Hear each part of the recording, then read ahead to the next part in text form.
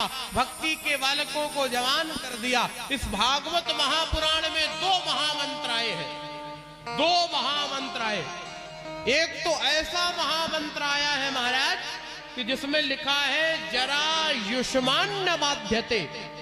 सरसेला वालों खूब ध्यान से सुन लेना, इसमें साफ साफ लिखा है जरा युष्मान न बाध्यते। अगर उस मंत्र का कोई जप करता है तो बुढ़ापा आता ही नहीं है, बुढ़ापा आता ही नहीं।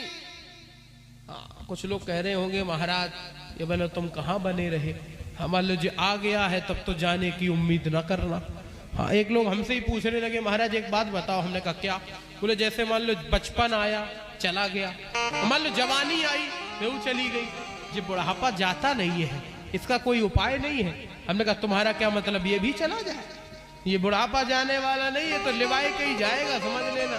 ऐसे नहीं जाएगा तो लेकर के ही जाएगा। हाँ, जो जाकर के कभी ना आए वो जवानी देखी, और जो आकर के कभी ना जाए वो बुढ़ापे की कहानी देखी। ये बुढ़ापा जाने वाला नहीं है साहब, ये तो आ गया है।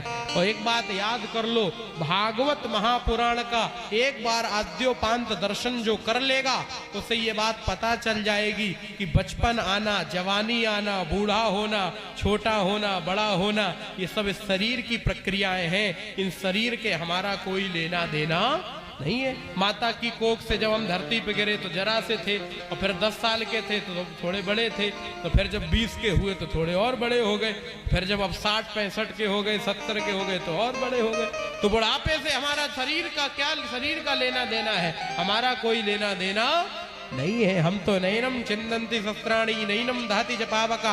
हम तो नित्यो हम निर्विकल्पो हम निराकारो हम अव्यया सच्चिदानंद स्वरूपो हम परिपूर्णोऽस्म्यव्यया। हमारा कोई क्या बिगाड़ सकता है? हम तो महाराज नित्य निर्विकल्प निरामय अव्यक्त चेतन चिन्मय उस शाश्वत परमात्मा के अंश हैं, उन्हीं से निकले हैं, उन्हीं में समाहित हो जाएंगे। ये सब शरीर की प्रक्रियाएं हैं, ये शरीर से चलने दो।